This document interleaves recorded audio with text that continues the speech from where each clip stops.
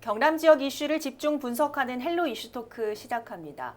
전국 지방자치단체가 외국인 모셔오기에 사활을 걸고 있습니다. 저출산과 고령화 등으로 인구 감소가 급격히 진행되면서 지방 소멸 위기론에 대한 대안으로 외국인 유입을 위한 대책들을 쏟아내는 거죠. 여기에 이민청 신설 필요성이 대두되면서 지자체마다 경쟁이 심화하고 있는데요. 오늘 헬로 이슈토크에서 자세한 내용과 함께 경남도가 해야 할 일을 함께 짚어보겠습니다. 오늘 함께 하실 두 분 소개합니다. 김명용 창원대 법학과 교수, 이병희 전 경상남도의회 의원 나오셨습니다. 어서 오세요. 반갑습니다. 자, 최근 전국적인 뉴스에서도 또 경남 지역 뉴스에서도 이민청이라는 단어가 자주 들리고 있는데, 자, 의원님, 이민청 어떤 겁니까? 예, 인민청이라 하면은 법무부 산하에 설치를 해가지고 외국인 출입국 관리, 또 체류 자격 부여, 인민정책 등의 외국인과 관련된 업무를 전담하는 행정기관을 총체적으로 말하는 것입니다. 이전 정부에서도 인민청 설립의 필요성에 대해서는 굉장히 강조를 하고 했습니다만 설치를 하지 못했죠. 네. 그런데 지난 2월 출입국 인민청을 설치하는 내용을 골자로 해서 정부조직법 일부 개정 법률안이 이 국회에 제출되었습니다. 네. 개정안의 주요 내용을 보면은 인민청을 법무부의 외청으로 출입국 인민관리청을 설치해서 우리나라 상황에 부합한 출입국 인민정책을 수립하고 이민을 둘러싼 복잡하고 책임감 있게 수행할 수 있는 기관을 만들고자 하는 것입니다. 네. 여기에 중요한 것이 하나 있는데 이 개정안이 국회에 제출되자마자 경기 안산, 네. 고양, 김포시, 인천, 부산광역시, 경북, 충남, 전남 등이 유치전에 이미 나선 상황입니다. 네. 현재 경남도는 인민청 유치를 공식적으로 발표는 하지 않고 있습니다. 아, 그렇군요. 어쨌든 그러니까 개정안이 제출이 되면서 이민청을 신설할 수 있는 근거가 지금 마련이 된 상태다. 이렇게 보면 되는 거죠. 네. 그렇군요. 자, 그러면 21대 국회에서는 사실상 남은 기간으로 봤을 때 더 이상의 논의는 좀 어려워 보이고 앞으로 이 사안은 어떻게 좀 진행될 거라 보시는지요? 말씀하신 대로 21대 국회에서는 이미 시간적인 여유를 가질 수 없는 상황이 되었습니다. 22대 국회에서 본격적으로 아마 논의가 시작될 것으로 기대되고 있습니다. 인민정책 전담조직 신설 논의는 노무현 정부 때부터 시작이 되었거든요. 네. 그래서 여러 번 굉장히 부처 간 입장 차이로 해서 무산이 되었습니다. 하지만 이번에 제출된 정부 개정안은 이원 입법 형식으로 제출이 되었지만 행정안전부, 고용노동부, 여성가족부 등 유관 부처의 조율을 전부 다 거쳐서 네. 낸 법안이기 때문에 사실상 정부가 아니라고 이야기를 해도 네. 과언이 아닙니다. 어느 때보다도 훨씬 논의의 조건을 갖출 수 있다고 이렇게 생각하셔도 될 것 같습니다. 제22대 국회에서 인민청의 필요성, 역할, 규모 등에 대해 논의가 진행될 것으로 기대가 크고 한국중견기업연합회에서도 지난 1월 저출산 고령화의 현실을 직시하고 지속적으로 확대될 사회적 인력난 해소를 위해 효율적인 정책 방안으로 인민청 설립 등을 전향적인 정책 수단으로 과감하게 필요성을 도입해 줄 것을 각 정당에 이렇게 호소를 드린 적도 있습니다. 그렇군요.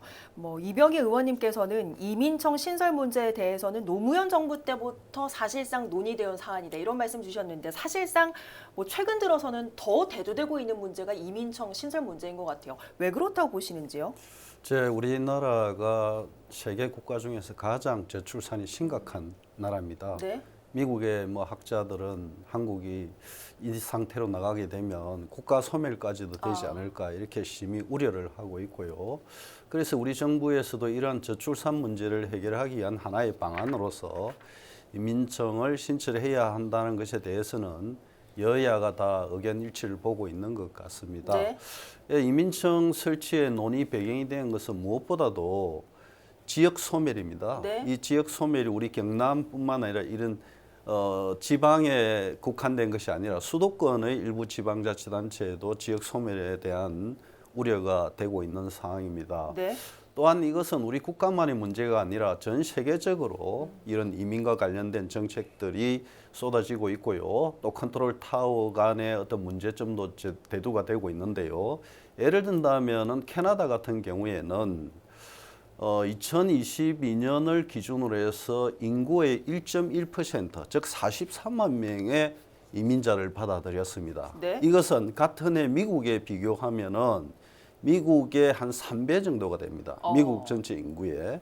그리고 이제 이런 캐나다가 이러한 정책을 하면서 이민과 난민청을 컨트롤 타워를 네. 형성을 하고 출입국 관리에 대해서는 국경 서비스청에서 하도록 되어 있습니다. 그리고 이제 난민 문제도 우리나라에 좀 많이 대두가 되고 있지 않습니까?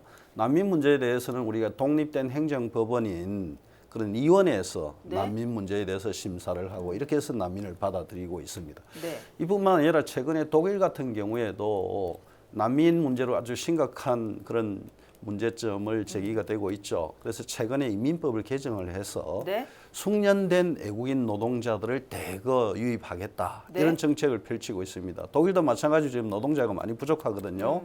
그래서 예를 든다면 제3국의 트럭 운전사 네. 이런 분들을 우선적으로 하겠다. 또는 또는 예를 들어 간호사 네. 이런 사람들에 대해서 요건을 굉장히 완화하겠다. 네. 그다음에 유학생에 대해서도 취업할 수 있는 기회를 늘리겠다. 그리고 외국인 노동자의 가족들을 체류하는 데 있어서 거주 요건이라든지 주거 문제라든지 이런 부분에 대해서도 요건들을 상당히 완화했다. 여기에 따라서 뉴질랜드 같은 경우에도 네. 이민 의향서라는 제도를 도입을 했어요. 네. 그래서 이민 의향서가 제출되면 그 사람들의 성적 순대로 이렇게 차차 이렇게 받아들이는 이런 제도들을 하고 있거든요. 네. 그래서 이런 국가들이 공통된 점이 무엇이냐 하면 대표적으로 캐나다 같은 경우에는 연방 정부에서 요구하고 있는 이민에 관한 요건들이 있고 네. 주 정부에서 하는 요건들이 있다는 거죠. 그래서 주 정부에서 연방 정부의 이민 요건에 해당되지 않더라도 주 정부 요건에 해당되면은 지역 비자를 주겠다. 그러니까 우리 경상남도에서 예를 들어서 농업 인구가 필요하다. 네. 또는 조선업의 어떤 인력이 부족하다 이러면 네. 경상남도에서 지역 비자를 발급을 하는 거예요. 그래서 외국인을 하겠다. 그래서 모든 국가들이 지금 이런 숙련된 노동자들을 유치하는데 적극적으로 나서고 있다. 이렇게 보시면 되겠습니다. 그렇군요. 어쨌든 캐나다는 지금 미국의 3배가 되는 이민자를 받아들이고 있는데 이것은 노동력이 부족해서다. 이런 말씀이시군요. 그렇군요. 자, 이병희 의원께도 질문을 드리겠습니다. 그럼 의원님께서는 이민청을 신설할 필요성, 또 이민을 적극적으로 좀 받아들일 필요성에 대해서 어떻게 보시는지 궁금한데요. 방금 우리 교수님께서 잘 지적을 해주시고 말씀을 주셨습니다만은 우리 모두는 지금 인식은 하고 있거든요. 네, 저출산 고령화 문제에 대해서 또 그로 인해서 노동 인력의 부족함도 잘 인식을 하고 있습니다. 제가 살고 있는 우리 밀양만 하더라도 근로자들을 보면은 대다수가 외국인입니다. 농장주를 제외하고는 노동 인력을 구하기가 힘듭니다. 네, 외국인 네. 노동자 외에는. 우리나라 생산 가능 인구 감소, 지역 소멸 등 인구 위기가 대두된 지가 하루 이틀이 지난 것이 아닙니다.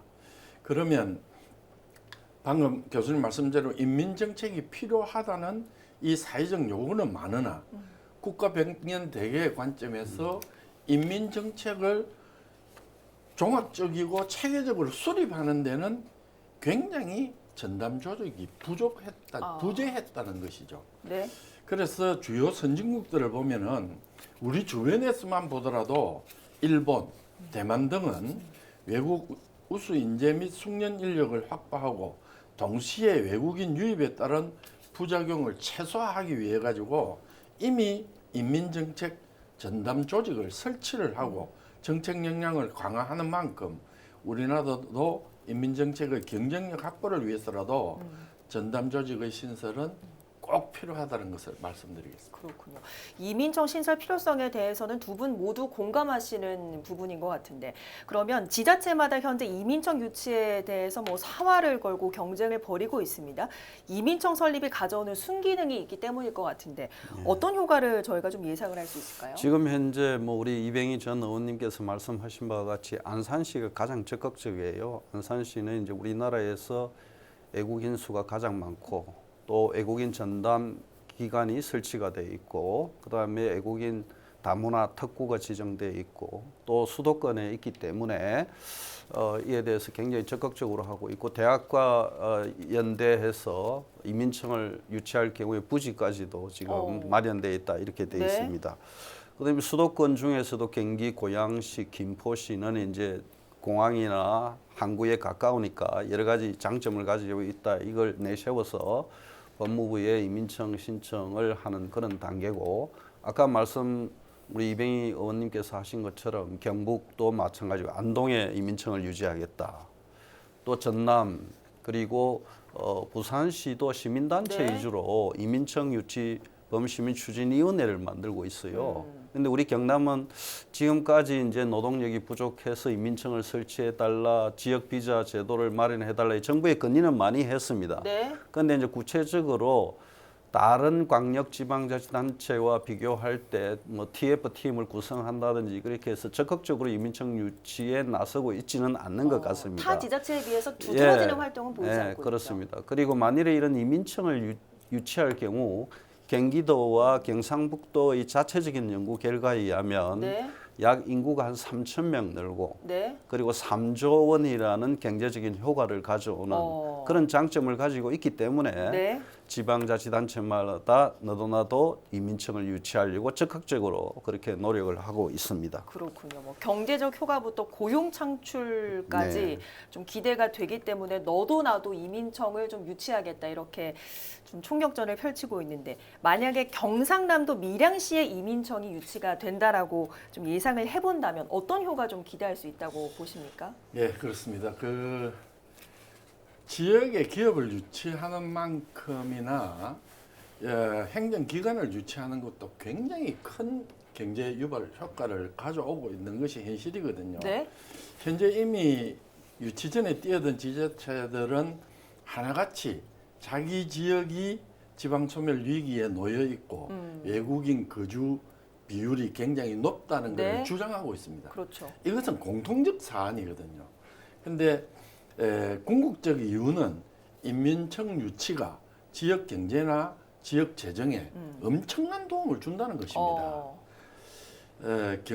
조금 전에 교수님 말씀대로 경상북도하고 경기도 연구원에서는 이미 네. 경제 유발 효과 또 연간 우리 경제 효과 이런 것을 다 발치를 했거든요. 몇 조 원, 뭐 산업 인력 고용 창출이 네. 몇천 명 이런 것까지 다 나타내고 있는데 여기서 보는 것과 같이 만약에 우리 밀양시도 인민청을 유치를 하게 된다면 경제활동 인구 증가 및 고용 유발 등 네. 지역 경제 활성화에 엄청난 새로운 게 뭐 하나 태동이 되는 것이죠. 그렇죠. 예, 그렇게 볼 수 있습니다. 그러니까요. 뭐 세입 세출 증대뿐만 아니라 뭐 국가 균형 발전 측면에서도 굉장한 도움이 될 것이고요. 많은 좀 장점이 있을 것 같은데 만약에 그렇다면 경남이 최적의 입지임을 좀 어필을 한다면 어떤 부분을 좀 장점이라고 저희가 좀 내세울 수 있을까요? 대단히 중요한 말씀을 해주셨습니다. 이미 인민청 후보지 결정은 가장 중요한 것이 국토 균형 발전, 이렇게 지역 소멸 위기 논리가 적용될 가능성이 굉장히 많습니다. 네. 인민청 후보지 결정의 수도권에 비해서 상대적으로 비수도권이 유리할 수 있다고도 말할 수 있습니다. 경남은 지난해 기준으로 체류 외국인이 8만 9천 명, 비수도권 중에 가장 많은 데다가 등록 외국인 현황도 2002년도 기준으로 해서 7만여 명이 넘어서 광역도 중에 충남에 이어서 다음으로 많습니다. 네. 또한 조선산업 직결지로 외국인 인력 수요가 가장 많은 곳이기도 하지 않습니까? 네. 이는 경남이 비수도권 중에서 인민청 유치 경쟁력이 높다는 것을 저는 의미한다는 표시로 말씀드리고 싶습니다. 이민정 유치전은 이미 달아오는 양상이고 경남의 이민정 유치 당위성은 충분히 차고도 넘친다는 생각을 가지고 있습니다. 그렇군요. 자, 22대 국회에서 이 논의를 이어간다고 봤을 때 통과까지도 뭐 여러 과정을 거쳐야겠지만요. 통과 후에도 여러 절차가 좀 진행될 거라고 봐야겠는데요. 세부적으로 어떤 것들을 좀 논의를 해야 된다고 보시는지요? 21대 국회는 이제 종료가 되니까 더 이상 논의가 될 가능성은 없고요. 22대 국회가 되면 그동안에 여야가 이 이민청 설치에 대해서는 거의 공감을 하고 있는 것 같습니다. 네. 그래서 이제 정부 조직법을 개정하는 것도 중요하지만 이 점을 기해서 우리나라의 외국인 정책이나 이민 정책에 대해서 근본적인 어떤 새로운 틀을 짜야 되지 않느냐 이렇게 생각을 합니다. 네. 예를 든다면 이제 우리나라에 난민법이 있고 출입국 관리법이 있고 국적법이라는 게 있어요. 네. 그런데 이제 이 출입국 관리법은 과거에 우리나라의 내국인이나 외국인이 이 출입하는 데 어떤 규제를 하는 게 목적이 되어 있었어요. 그래서 이제 차제에 이민청을 설치하게 되면은 그런 하드웨어적인 측면도 중요하지만 네. 이민청이 무엇을 할 것인가. 그리고 우리가 외국인을 이렇게 유입하는 데 있어서 정책적인 어떤 대안들이 있어야 됩니다. 예를 네. 든다면 노동자 가족들을 어떻게 우리나라에 와서 교육을 시키고 그다음에 이 재사회화를 통해서 우리 대한민국의 국민으로서 정착할 수 있는 방안이라든지 유학생의 문제라든지 네. 그리고 지금 현재 우리나라의 이제 외국인 노동자들에 대해서 고용 허가제거든요. 그러니까 이게 어떻게 보면 족쇄를 채워놓은 겁니다. 그래서 좀 이게 노동 허가제로 뭐 변경하는 문제라든지 이런 문제를 좀 폭넓게 논의할 필요성이 있지 않느냐 이렇게 생각을 합니다. 결국 뭐 이민청 논의와 더불어서 이민자 인권과 복지도 함께 좀 논의해야 된다 이 말씀이신 것 같은데 어떤 기준이 좀 필요하다고 보시는지요? 예를 들어서 지금 우리나라에 외국인 노동자가 오게 되면은 이제 이런 고용 허가제가 딱 이렇게 한정되어서 5년간 할 수 있도록 되어 있는데 5년이 지나고 나면 이 사람들이 불법 체류를 해요. 네. 그래서 어디에서는 노동을 하고 있습니다. 네, 실질적으로. 또 우리나라의 어떤 산업의 중요한 한 축으로서 하고 있거든요. 그래서 이런 부분들을 좀 전향적으로 해결할 수 있는 방안도 체결해야 될 거고, 그다음에 이 사람들이 이제 불법 체류가 되었을 때 이제 여러 가지 조사하고 추방시키는 이런 과정에서 이제 인권 침해 문제가 논의가 되고 있고, 또 우리 국내 입장의 국민들의 입장은 외국인들이 들어오면서 일자리를 잠식하고 외국인이 범죄도 많이 저지르고 등등의 어떤 여러 가지 문제점을 제기를 하고 있습니다. 그래서 사실은 민족은 변경될 수 없지만은 국민은 변경될 수 있습니다. 네. 외국인이 우리나라에 와서 헌법과 법 질서를 지키면서 노동을 하고 세금을 낸다면 이 사람이야말로 우리 국민이거든요. 그래서 이런 부분에 대해서 우리 국민들이 좀 전향적인 자세를 가질 필요가 있지 않느냐 이렇게 생각합니다. 네. 자, 많은 지자체가 유치에 애를 쓰고 있는데 여러 순기능이 있는 만큼 경남도도 유치에 좀 애를 쓸 필요가 있지 않을까 이런 생각이 드는데 앞으로 어떤 노력 필요하다 보시는지요? 저는 정책의 우선순위를 어떻게 두느냐에 따라서 성패가 달렸다고 생각합니다. 인민청이 경남도에 올 수밖에 없는 당위성에 대해서 우리 충분한 자료가 필요할 것입니다. 우리 경남은 공항을 한번 잃어버린 적이 있지 않습니까?